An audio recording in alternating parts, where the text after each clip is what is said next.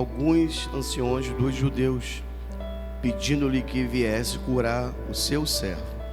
Estes, chegando-se a Jesus, com instância, lhe suplicaram, dizendo: ele é digno de que lhes faça isto, porque é amigo do nosso povo, e ele mesmo nos edificou a sinagoga. Então Jesus foi com eles, e já perto da casa, o centurião enviou-lhes amigos para lhe dizer: Senhor, não te incomodes, porque não sou digno de que entres em minha casa. Por isso, eu mesmo não me julguei digno de ir ter contigo. Porém, manda com uma palavra, e o meu rapaz será curado. Porque também eu sou homem sujeito à autoridade, e tenho soldados às minhas ordens, e digo a este: vai, e ele vai, e ao outro: vem, e ele vem, e ao meu servo: faça isto, e ele o faz. Versículo 9. Ouvindo essas palavras, admirou-se Jesus dele, e voltando-se para o povo que acompanhava, disse: afirmo-vos que nem mesmo em Israel achei fé como esta. E voltando para casa, os que foram enviados encontraram curado o servo do centurião. Você pode tomar seu assento. Obrigado, Bruninho, meu filho. Obrigado, Jaco. Os problemas que aparecem, irmãos, sem mandar aviso, sem nós estarmos esperando, sem nós aceitarmos. Às vezes nós não queremos passar pelo que estamos passando. Às vezes é necessário, mas não queremos. Se fosse melhor, nós passaríamos o chamado esse cálice. Mas o Senhor conhece a nossa estrutura, o Senhor conhece as nossas vidas, e como diz a sua palavra, não vem ou não é permitido problema a qual você não possa suportar. Quando você não estiver suportando, Ele envia o escape para que você não venha desfalecer ou não venha murmurar. Então Deus sabe o que cada um nesta manhã pode passar, e com certeza o Senhor estará nos ajudando. Essa história desse homem chamado centurião, ele é uma história de um homem romano. Isso quer dizer que ele era um gentil, não era um homem chamado judeu, não tinha aliança com Deus, não era circuncidado, não era apresentado, não tinha pacto com Deus Jeová, estava ao serviço do Império Romano, estava ali para escravizar o povo judeu, para dominar, para que eles pudessem pagar os impostos para o império ao qual ele trabalhava. Mas algumas coisas desse homem, mesmo sendo gentil, em qualidade de um romano, nós podemos retirar algumas lições maravilhosas para as nossas vidas, nós sendo crentes, sendo servo do Senhor, sendo aquele que temos a palavra da vida, a palavra bíblica, e nós devemos ou deveríamos ser como esse centurião. E se você se enquadra dessa forma, que Deus te abençoe. E se você não se enquadra, é necessário você se enquadrar para que milagres aconteçam na minha vida e na sua vida. Ele era conhecido como centurião de Cafarnaum, ou centurião de Roma, ou centurião romano. Ele era um oficial, ele não era um soldado, ele tinha uma grande capacidade, por isso que ele se tornou um oficial romano. Ele era responsável por liderar uma centúria. Isso quer dizer que tinha 100 soldados à sua disposição. E ele tinha um servo. Esse servo nós não sabemos se ele era um judeu ou se ele era um gentil, mas era servo desse centurião. E ele estava doente, muito doente, quase à morte. Em Mateus, que também tem essa mesma referência, no capítulo 8, a partir do versículo 5 até o 13, Lá o Mateus ele vai deixar escrito que esse centurião era chamado de criado na casa desse, o servo do Senhor, né? O servo de centurião era chamado de criado na casa do centurião. E ele estava de cama, ele estava paralítico. Ele não era paralítico, mas estava paralítico devido a essa enfermidade. Não sabemos qual foi a enfermidade, e ele sofria muito, de uma forma horrivelmente. Então, estava paralítico, estava numa cama, ele era um servo criado na casa do centurião, né? Era um servo bem próximo, esse centurião bem próximo dessa família, e ele resolve agora, no versículo 3, tendo ouvido falar de Jesus, porque ele está na cidade onde Jesus estava, em Cafarnaum. Jesus passa o dia fora, em Jerusalém, no capítulo 6, ensinando, orientando, fazendo um trabalho a qual ele veio para fazer. E no capítulo 7, ele entra de novo em Cafarnaum. E quando ele entra em Cafarnaum, ele encontra essa situação na casa de uma pessoa. E essa pessoa conhecia Jesus, sabia quem era Jesus, não tinha amizade com Jesus, mas sabia quem era Jesus, sabia dos feitos do Senhor. E ele agora pede para que os seus anciões, quer dizer, anciões aqui eram homens chamados, né, doutores da lei, os anciões, os homens letrados, para que ele pudesse ir lá falar com Jesus, porque eles eram judeus. Então ficaria tudo em casa. E esses homens foram lá falar com Jesus. E eles chegaram e trouxeram a notícia que o servo dele estava doente. E Jesus prontamente se colocou à disposição para que ele fosse lá. E eles disseram para Jesus: ele é digno, o senhor tem que ir lá porque ele é digno. Digno por quê? Porque ele é o nosso amigo. Mesmo sendo centurião, mesmo escravizando o povo judeu, cobrando impostos, né, trabalhando para o Império Romano, que não tinha misericórdia, que não tinha graça, que não tinha bondade, era um perverso, foi um governo mundial. Mesmo assim, eles encontraram nesse homem não uma raiva, não um ódio, né? Eles serviram a esse homem com toda a autoridade que ele tinha e com todo o amor, ao ponto que chamaram ele de digno. O que é ser digno? É ser merecedor. Ser digno de verdade é ser uma pessoa honesta, ser uma pessoa honrada. Digno é quem tem dignidade.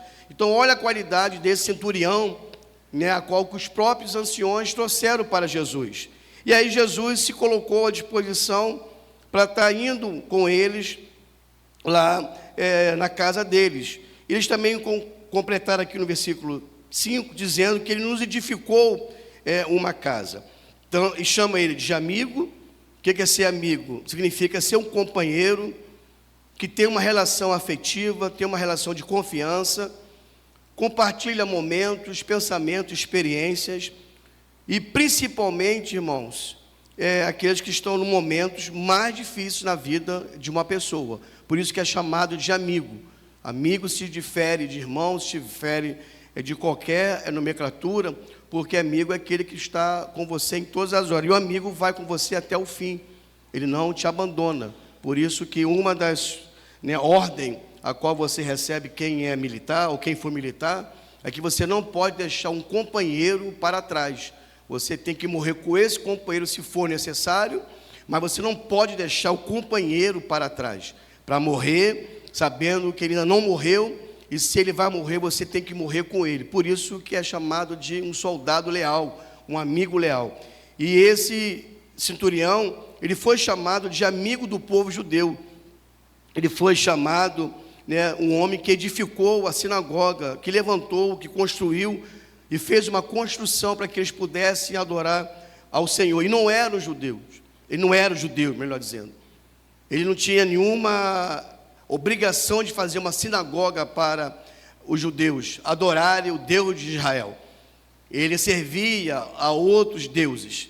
Ele não se prostrava ao Deus Jeová do povo de Israel. Como eu falei, ele não era circuncidado, não tinha aliança, não tinha nenhuma obrigação de fazer nada, nem simplesmente ser amigo, ser companheiro, ser um homem leal. Mas ele foi porque ele tinha essa característica. O centurião também ele era um líder, porque você não vai liderar 100 pessoas se você não tiver capacidade. Então ele era um homem capaz, ele era um homem competente, ele tinha a sua habilidade, ele tinha autoridade, ele tinha poder para que todos os seus soldados não só servissem, não só prestassem, alguma continência para ele, ou alguma, autorização a qual ele mandava, mas também porque ele era um homem que liderava, não era somente um homem competente. Você pode encontrar, às vezes, um homem muito competente, muito qualificado, mas não sabe liderar. E liderar é você guiar, é você comandar um grupo. Guiar ou liderar é você ter influência, é você motivar as pessoas. Liderar é você ter disciplina, você tem que ter uma disciplina, você tem que ter um direcionamento.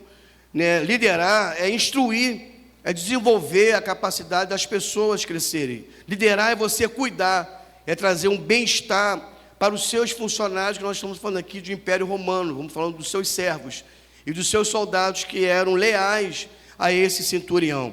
Liderar é ter um papel administrativo, ele tinha um papel administrativo, ele tinha uma ordem, tinha uma disciplina, ele trazia segurança para aquela cidade. Aquela cidade, com Jesus, nunca houve nenhuma invasão, não houve problema nenhum que pudesse manchar a conduta desse centurião. E as atitudes que ele praticava, ou a atitude de um líder, fala muito mais do que as palavras ditas por qualquer líder, irmãos.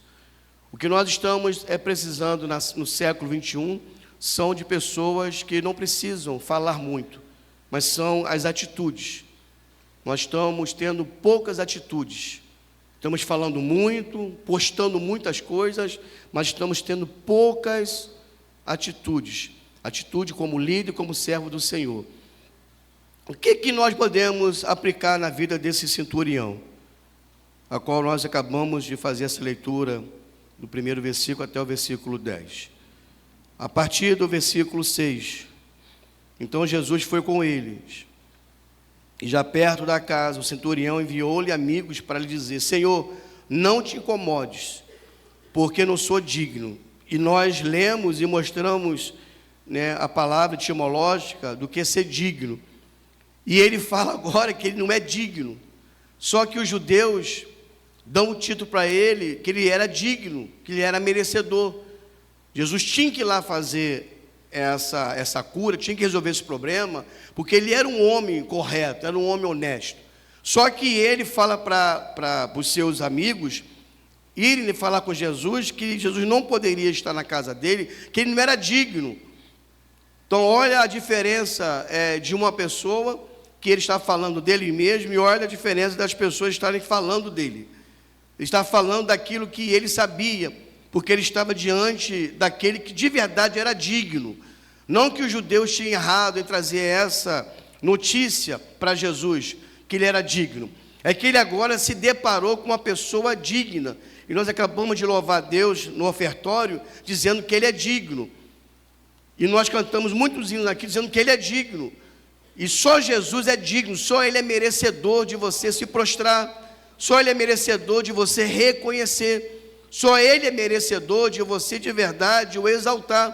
Só ele é merecedor de você, o adorar, pois ele é digno. E esse centurião, ele nos ensina, a igreja, para nós termos as nossas vitórias, nós temos que se prostrar, se curvar diante daquele que é digno.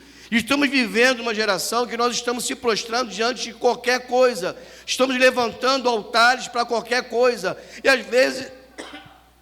Desculpe, irmão. E às vezes esse altar, você não está nem tendo a noção que é um altar, mas você está levantando ou está permitindo levantar altar para você ser adorado. Nessa igreja, nós vamos falar para você, até você se curvar, porque aqui só é digno o Senhor, só vai ser prostrado aqui o Senhor Jesus Cristo, só vai ser adorado nesse lugar o homem das mãos furadas. Ninguém aqui tem mão furada, ninguém tem espinha aqui na testa, ninguém morreu por ninguém aqui, mas só ele é digno, porque ele morreu e ele te deu vida e vida com abundância e vida eterna em Cristo Jesus.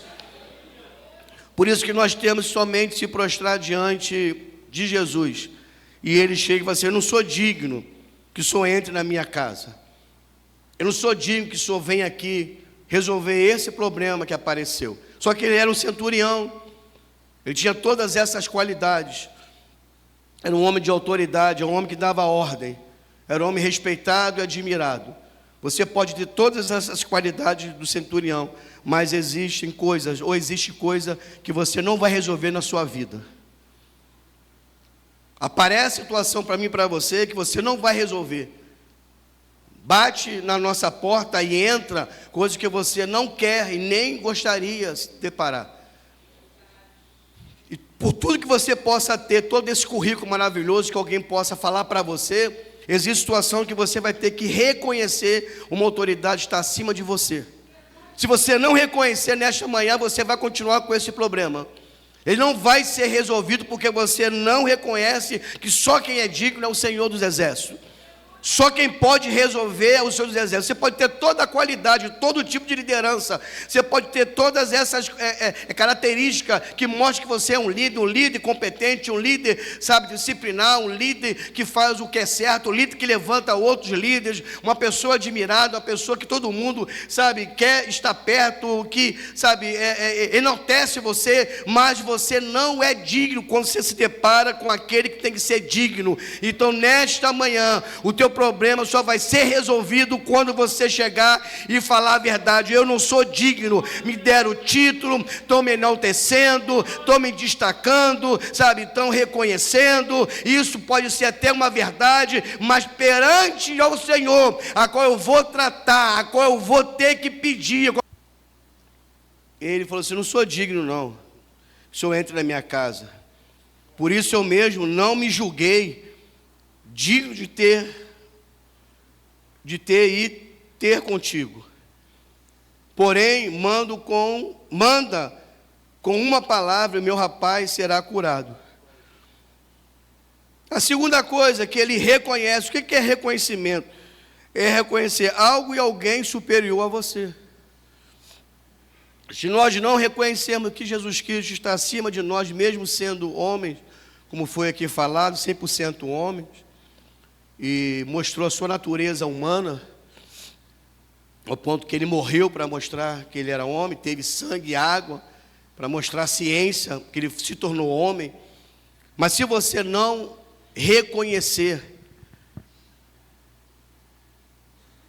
se você não se curvar, porque nós estamos vivendo uma geração que o homem e a mulher está sendo colocado no centro da atenção. O homem e a mulher hoje está se tornando de verdade a admiração para muitas pessoas. E nós estamos vivendo essa geração, que nós estamos mais amando as pessoas do que amando a Cristo. Nós estamos sendo mais leais aos ideais humanos do que a Cristo. Tem muita gente colocando a nossa pátria acima de Cristo. Tem muita gente admirando homens e mulheres que fazem o bem acima de Cristo. E nosso ideal não pode ser abaixo do que qualquer ideal humano. A nossa fé tem que estar relacionada com o ideal que se chama Cristo. Será que hoje, nesta manhã, nós morreríamos por causa de Cristo? Será que nós pegaríamos a nossa vida e abriríamos mão de qualquer coisa para morrer em nome de Cristo?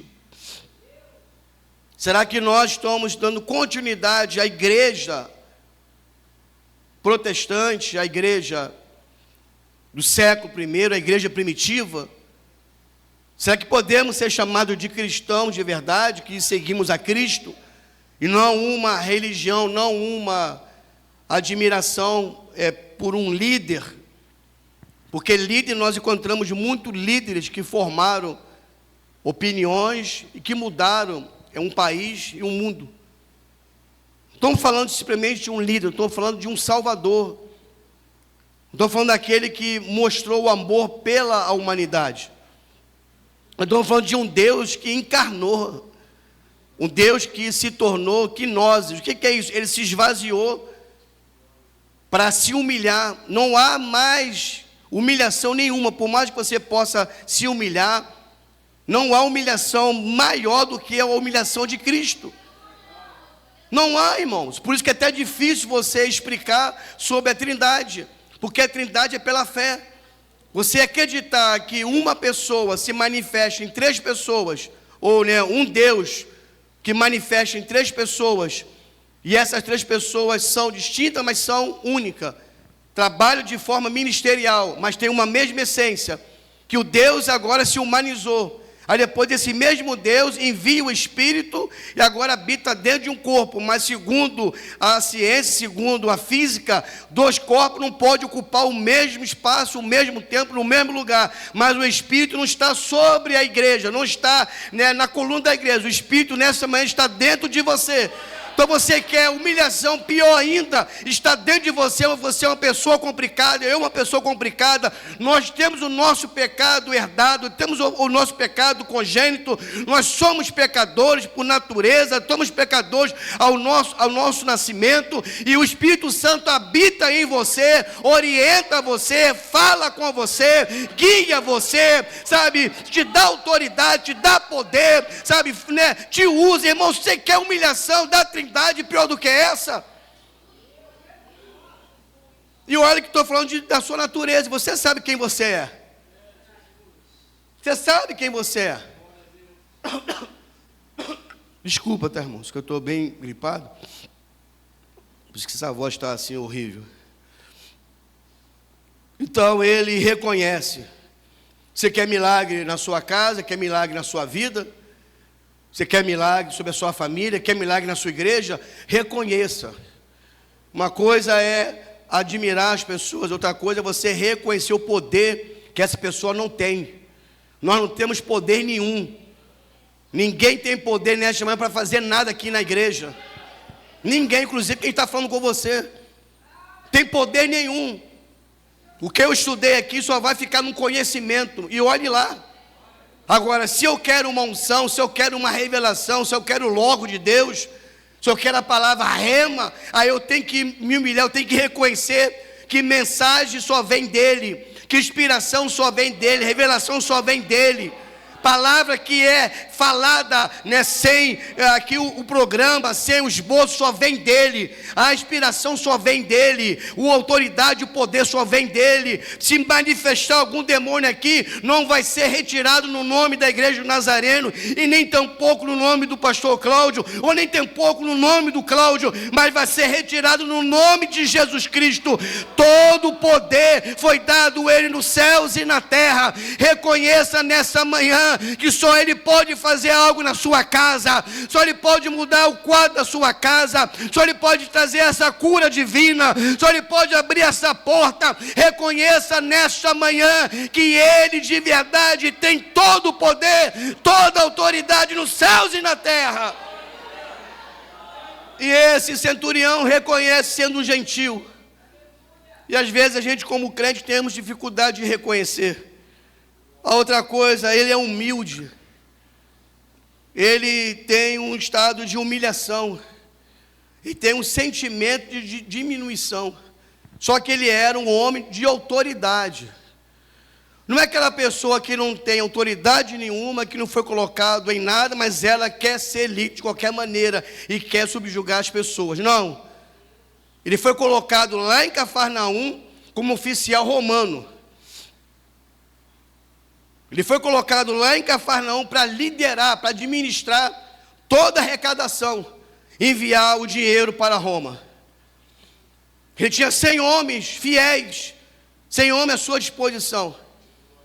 Ele conseguiu conquistar toda a cidade de Cafarnaum, uma cidade que tinha ali não somente de romanos, mas tinha judeus, tinha gentios, e todos ali admiravam ele e amavam ele, falava bem dele. Então ele mostra que ele estava agora diante de uma autoridade maior do que a dele. Mas não era uma autoridade colocada pelo Império Romano, que estava dominando o mundo. Não foi César, o imperador, que chegou lá e colocou Jesus para fazer a obra. Jesus fez a obra, mesmo esse centurião estando lá com autoridade. Mesmo ele sendo responsável pelo Império Romano na cidade, Jesus chegou lá e não se curvou a ele. Geração do século 21, não vamos nos curvar a ninguém. Você tem que se curvar àquele que tem o poder de matar e jogar a alma e levar a alma para o inferno. Não é se curvar ao homem que só pode matar o seu corpo. Nós temos que nos curvar àquele a qual todo joelho e toda língua dobrará e confessará. Você tem todo o direito de não confessar hoje, não reconhecer hoje, não se humilhar hoje, não tem problema nenhum. Mas um dia essa humanidade vai se curvar e ela vai dizer: somente o Senhor é Deus, somente o Senhor é Senhor. Um dia isso vai acontecer. Todo joelho vai se dobrar, não tem pequeno, não tem autoridade, não tem rico, não tem pobre, não tem branco, não tem negro. Todo joelho vai se dobrar e toda língua vai confessar que Jesus Cristo é o Senhor. Mas ele já fez isso antes. Ele reconhece, se humilha e fala: não, Senhor, não vai na minha casa não. Eu mesmo não julguei digno de ter e contigo, não sou digno, não sou merecedor e nem me considerei digno de ir ao teu encontro. Olha a atitude de um homem, irmãos. Ele envia os seus amigos para dar o recado a Jesus, porque ele não se achou digno de ir até Jesus. Se ele não se achou digno de ir até Jesus, quanto mais Jesus entrar na sua casa. Mas para ter a cura, Jesus tinha que estar lá. Para ter a cura, Jesus tinha que ir na casa dele. Só que esse homem mostra uma atitude tão escandalosa para os judeus, que ele não queria nem que Jesus fosse lá, simplesmente desse uma. Está entendendo, irmãos? Tem milagre que acontece, que Jesus não precisa estar presente não, só basta uma palavra. Tem milagre que Jesus não vai nem estar presente, mas deu uma palavra, liberou uma palavra. Basta nessa manhã uma palavra. Não precisa estar aqui não, Jesus. Não é porque não queremos não, mas a sua palavra está de acordo com a sua presença. Então, tendo a tua palavra, tem a tua presença. Tendo a tua palavra, tem o teu poder. Tendo a tua palavra, tem o teu caráter. Dentro da tua palavra, tem a sua essência. O Senhor, tendo uma palavra, o Senhor está nesse lugar. Então, basta nesta manhã uma palavra para mudar a minha vida, para mudar a tua vida, para mudar a tua casa, para mudar a tua igreja, para mudar a história da sua família. Irmãos, o problema que chegou, ele tem data de validade para sair, porque Jesus chegou com uma palavra nesta manhã. Ele está liberando uma palavra nessa manhã de autoridade, de poder, de virtude. Está mudando o quadro. Não há coração duro a qual Jesus não possa bater e não converter uma pessoa. Louvado seja Deus. Ele chegou não, pastor, ele não foi não, mas chegou a palavra. Se chegou a palavra, ele chegou. Se está acontecendo alguma coisa aqui, porque ele chegou. Se está liberando uma palavra para você, porque ele chegou. Agora não somos dignos de ele estar aqui, então aprenda nesta manhã de ser humilde.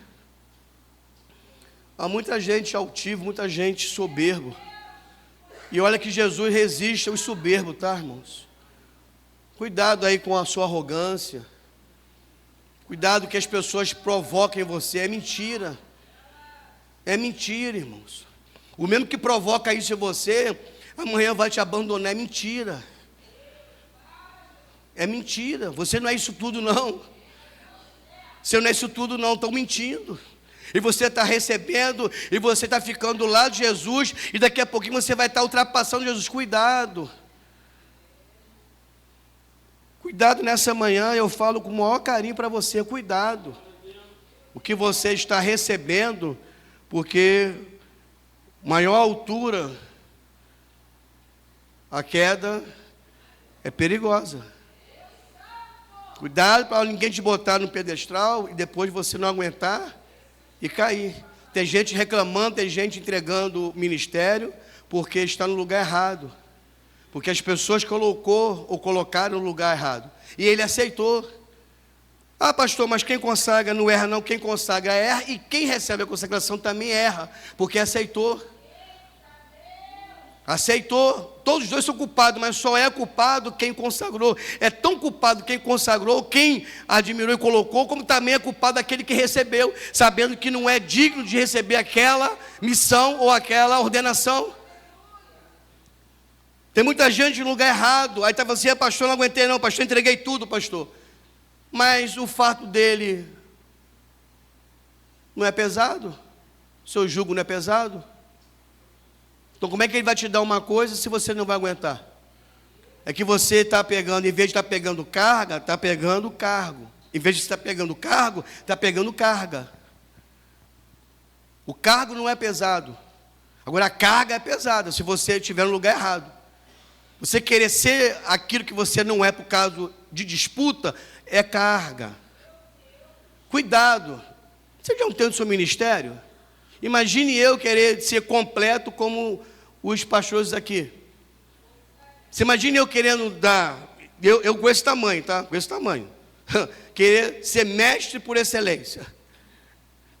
Querer ser profeta aqui na igreja. Querer ser pastor. Você imagina, irmãos, como é que eu vou ficar? Então Jesus sabe quem nós somos, aí dá para um e não dá para mim. Aí dá para outro. Por que dá para outro? Para eu depender dele. Mas também faz o que com ele? Também não dá para ele aquilo que eu tenho, para ele também depender de mim. Aí fica aquela coisa bonita, sabe? Sem disputa, mas um dependendo do outro. Talvez um mestre tenha autoridade para ministrar, mas não sabe, não tem administração para apacentar pessoas. É muito bom para ensinar a Bíblia, é muito bom para, sabe, descortinar, mas não sabe liderar pessoas, não sabe tomar decisões, não sabe colocar as pessoas no lugar porque tem muita amizade. E líder não pode ter amizade com ninguém.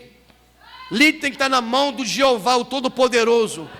Se ele tiver de corrigir, qualquer um ele pode corrigir, porque ele não está na mão de ninguém. Ninguém aqui manda num pastor, não tem aqui que quem tem dinheiro, não tem a família aqui que manda num pastor, porque dá comida para o pastor, que leva o pastor para passear. Não, não, eu estou na mão de Jeová, eu vivo na mão de Jeová. Quem manda aqui é Ele, quem controla aqui é Ele, quem fala aqui é Ele, quem conduz a igreja é Ele, quem apacenta a igreja é Ele, quem fala na igreja é Ele, quem sustenta a igreja é Ele, quem leva é Ele, quem traz é Ele, quem erga é Ele, quem abate é Ele. É Ele que faz tudo nesta manhã. Por isso que Ele é adorado, reverenciado, glorificado nesta manhã. Mas Ele faz o que? Ele se humilha. Ele se humilha. Ele tem autoridade, investida de poder, um poder legítimo. Não é aquele poder que você, sabe, toma. Não é aquele poder que você entra. Não, não. Um poder que é dado, ele tinha esse poder, foi dado. Roma deu o poder para ele, para ser o centurião. Só que quando ele chega de verdade, perto de uma autoridade, ele entende. Toda autoridade reconhece, outra autoridade respeita. Vou repetir, toda autoridade reconhece, outra autoridade respeita. Está faltando muito respeito entre nós, irmãos. Está faltando respeito na casa. Nós estamos misturando as funções. O pai e a mãe quer ser muito amigo do filho, muito amiga da filha, aí acaba tendo desrespeito.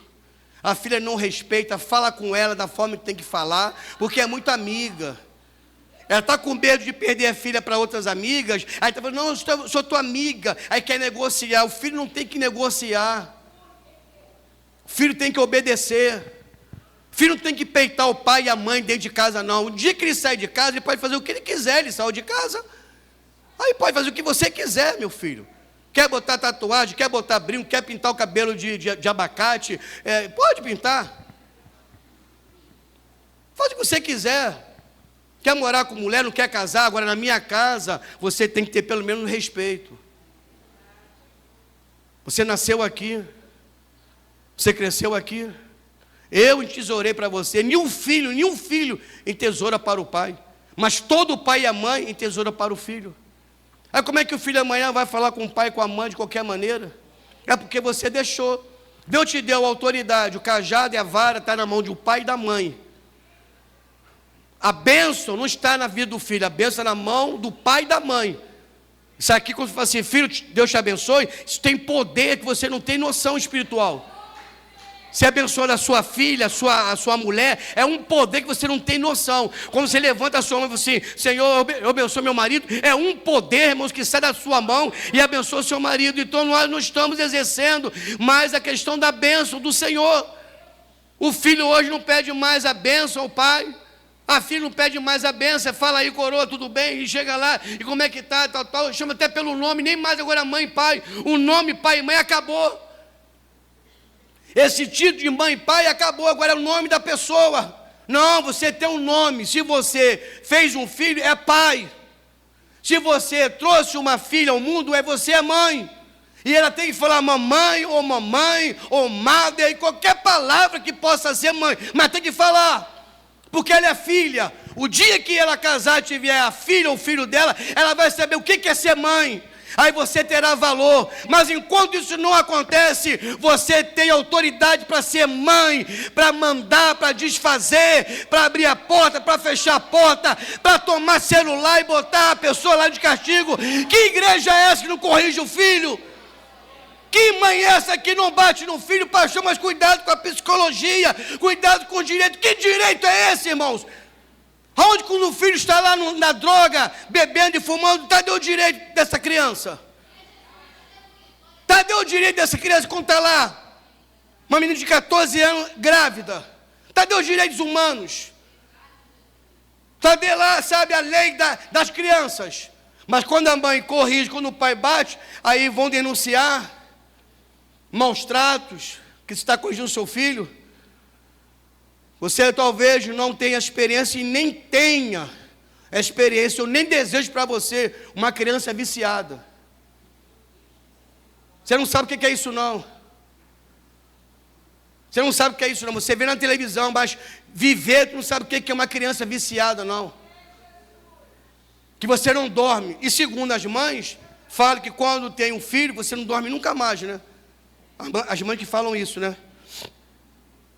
As mães, quando tem filho, falam que nunca mais tem aquele sono profundo. Agora, essa mãe, ela não tem nem sono, porque ela não dorme. Porque aonde vai dormir sabendo que o filho pode ser morto a qualquer momento? Então não deixe chegar isso na sua casa, não. Sua filha ficar em quarto privado e falar, se a senhora entrar, ela só está rompendo a privacidade. Que negócio de privacidade dentro de casa, irmãos? Onde nós estamos, irmãos? Fica com o celular, não tem hora para dormir, quer comer o que quer. Estava no evento ontem, e uma criança chegou, a mãe teve um evento lá do meu tio, nós fomos lá ontem, e meu tio foi chamado para dar uma palavra, igreja. Aquele tio que não falava nada, que não queria falar nada de Jesus, a classe chamou para ele dar uma palavra. E eu fiquei olhando para si, para ele, e falei, eu não acredito, Jesus. Só o Senhor mesmo para eu estar aqui para falar que eu vi, falando, irmãos, deu a paz do Senhor para a igreja. Primeiro ele falou boa noite, aí depois ele, eu acho que viu que ele, né, vacilou. Não, a paz do Senhor, igreja. Aí teve aquele lanche lá, e era sopa. Aí estou vendo uma mãe lá, aí ele não gosta de sopa. Irmão, eu fico tremendo, já fico nervoso já. Aí eu fiquei assim olhando, não gosto de sopa. Aí, né, mas é a mãe, fiquei calado. Aí eu falei assim, então tá bom, então come aqui aquele negócio de sopa que completa a sopa, torrada, obrigado. Mas que torrada que eles fizeram? Eu vou até perguntar lá para tentar fazer aqui na igreja. Não que a nossa torrada aqui é ruim não, é maravilhosa, mas aquela torrada, não sei se eu estava com fome. Que torrada gostosa. Aí eu falei assim, come aqui, tá duro. Ela, meu filho, então come aqui tá molinho, come aqui. Não vou comer. Aí eu não aguentei, falei assim, mãe, quantos anos ele tem? Tem 8 anos, pastor. Aí eu fiz isso aí, Deus estava assim, 8 aninhos, não quero, mãe. Quero ir ao McDonald's. A mãe, tá, quando a gente acabar aqui, a gente vai ao McDonald's. Aí fiquei lembrando da vovó da mamãe. Você não quer não? Não, então não vai comer. Vou ficar com fome? Bebe água. A água vai encher sua barriga e você vai perder a fome. Não vai ter McDonald's não? Que McDonald's, não tem nem McDonald's. Então vou comer o quê? Você vai comer nada dentro de casa. Aí a mãe está assim, sabe? Não, minha filhinha, calma. Tá bom. Mamãe vai te dar aqui a autoridade que você recebeu. E a última coisa, fé. Ele tinha uma confiança absoluta, irmãos. Um sentimento de crença. Na nossa Bíblia, na sua Bíblia, em Hebreus 11, versículo 1, está escrito que a fé é a certeza. Eu vou parar aqui. Só isso aqui, que se tivesse assim, a fé é a certeza, já era para você viver pela fé. A fé é a certeza. Vai dar certo, igreja. Chegou a enfermidade, ela vai sair. E se a enfermidade não sair, vai ter paz para você viver com essa enfermidade, sem tirar a tua alegria de viver. Porque existem situações que Jesus não vai resolver não, mas vai mandar recurso para você, como a paz, como a presença dEle, como a prosperidade, sabe, você tendo a certeza que Ele está com você. Mas se Jesus quiser curar, não tem nada que vai impedir dEle fazer o que Ele quer fazer nesta manhã, igreja. Igreja, tenha fé, não deixe, irmãos, nada retirar sua fé. Não deixa essa crença do século 21, do materialismo, do capitalismo, do socialismo, sabe, da filosofia, da psicologia, arrancar a tua fé. A fé não é da igreja Dom Nazareno, a fé não é do povo judeu, graças a Deus. A fé não é da igreja católica, nem de nenhuma religião. A fé Deus deu a todo ser humano. Todo mundo aqui nesta manhã tem fé. Aí é você que vai medir a sua fé. A sua fé é grande ou a sua fé é pequena? É você.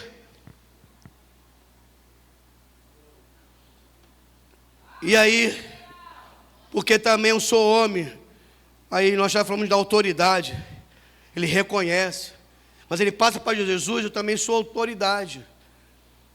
Eu mando o meu pessoal ir, eles vão, eu mando o pessoal vir, eles vêm. Eu mando eles entrar, eles entram, eu mando sair, eles saem. O que eu mando eles fazer, eles fazem. Aí, ouvindas essas palavras, que eles levaram para Jesus, tá? Admirou-se Jesus dele, não deles. Mas quem levou as palavras foram eles. Mas as palavras que ele mandou para os seus amigos dizer para Jesus, Jesus ficou admirado pelas palavras dele, do centurião. Aí, voltando-se para o povo que estava com ele, porque Jesus, né, ele entrou em Cafarnaum, então todo mundo seguia Jesus, disse para o povo, para os israelitas, para os hebreus, para os judeus, para a nação santa, para a nação escolhida, para a nação que tinha Deus, tinha a Torá, a nação que tinha aliança verdadeira, que era de verdade, irmãos, a videira. Olha o que Jesus fala para eles: afirmo que nem mesmo em Israel, nem entre vocês que estão aqui vendo milagre, me acompanhando, vendo o que Deus fez, eu não vejo tanta fé como eu vejo nesse homem. Achei fé nesse homem muito mais do que vocês. Então, irmãos, a fé não é medida pela igreja do Nazareno, não. O termômetro é medido lá no céu. Deus admira, por isso que há uma competição, é porque Deus admira a sua fé, e a sua fé, ela causa inveja nas pessoas, causa discórdia nas pessoas, mas a pessoa não sabe que você tem fé naquele que pode fazer todas as coisas nessa manhã. E não fica preocupado quem não gosta de você porque você é santo, não. Não fica preocupado que quem você sabe busca o Senhor, não. Que você é crente mesmo, que você adora Jesus mesmo. É uma geração que tem que falar que nós amamos Jesus e deixar tudo para trás, porque quem resolve a situação é Jesus de Nazaré. E aí, voltando-se para casa, os que foram enviados encontraram o quê? O servo curado. Jesus não foi quer dizer que Jesus não viu o milagre. Porque todo mundo esperava Jesus chegar lá, colocar a mão sobre ele e ele levantar. Mas ninguém viu isso. Porque a fé desse homem não permitiu Jesus ir lá tocar nele. O que ele falou? Jesus, basta uma palavra. Basta uma palavra nesta manhã. Basta uma palavra nessa manhã. Não tem capeta, não tem demônio, não tem trabalho, não tem inveja, não tem ciúme, não tem bruxaria, não tem laço, não tem arapuca, não tem armadilha, não tem nada que vai impedir a palavra de chegar na tua casa e na tua família. Baixa uma palavra. Fica de pé. Eu quero que você termine com essa expressão. Baixa uma palavra só, Jesus. Você está aqui não, mas só basta uma palavra. Quando você chegar em casa, vai estar tudo resolvido. Você saiu da sua casa com problema. Você veio para a igreja, mas está com problema. Está na escola dominical pensando no problema. Veio para o culto pensando no problema. Está nessa hora aí pensando no problema. Tenha fé. Se humilha nesta manhã. Você está diante daquele que tem toda autoridade. Você está diante daquele que é digno de ser adorado, ser reverenciado. E Ele está liberando uma palavra nesta manhã, para mim e para você. Uma palavra. Porque a fé não é patente da igreja do Nazareno. A fé não é patente do povo judeu. A fé foi dada para a humanidade. E existe fé dada aos santos, aos justos. Então, tenha essa fé. Tenha essa fé que vai ser tudo resolvido nesta manhã. Sabe, não duvide do Senhor não. Não deixe o Senhor continuar falando do centurião não. Jesus tem falado da nossa igreja. A igreja de Nazareno, eu nunca vi até hoje uma igreja como aquela que está lá em Nazareno. Aonde? Anchieta. Eu nunca vi uma igreja de Anchieta como a do Nazareno. Por quê? Tem fé. Uma igreja que crê. Uma igreja que espera. Uma igreja que não é mundana. Uma igreja que não deixou nada de fermento entrar nela. Uma igreja que é espiritual. Uma igreja que me adora em espírito e em verdade. Jesus tem falado da gente no século 21, igreja. Ele tem que falar de você, da tua casa, da tua vida, da tua postura, do seu caráter, da tua disciplina. Ele tem que falar da tua fé, da sua crença. Jesus tem que falar da gente nesta manhã. Que igreja é essa? Que igreja é essa? Que povo é esse que acredita na minha palavra? Louvado seja Deus. Que Deus seja exaltado nesta manhã. Que Deus seja exaltado nesta manhã. Oh, aleluia, Jesus. Baixa uma palavra nesta manhã, Jesus. Baixa uma palavra nessa casa, nessa vida, nesta família. Baixa uma palavra para mudar essa enfermidade, para mudar essa vida financeira. Baixa uma palavra para ter um milagre, para ter uma cura divina, para ter um ministério. Baixa uma palavra. Aleluia. Aleluia. Meu Deus, e não vão me impedir de caminhar. Se diante de mim não se abrir o mar, Deus vai me fazer andar o Senhor das águas.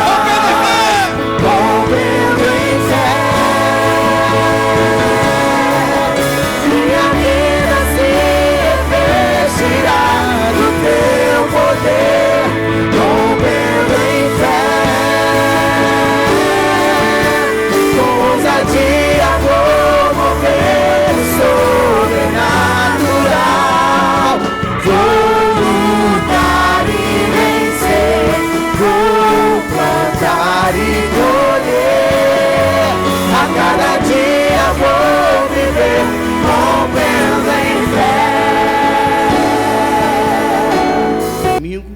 Deus abençoe seu almoço, Deus abençoe a sua vida, abençoe a sua casa, e vá embora, porque Deus liberou uma palavra. Tenha um dia maravilhoso. Esteja orando, irmãos.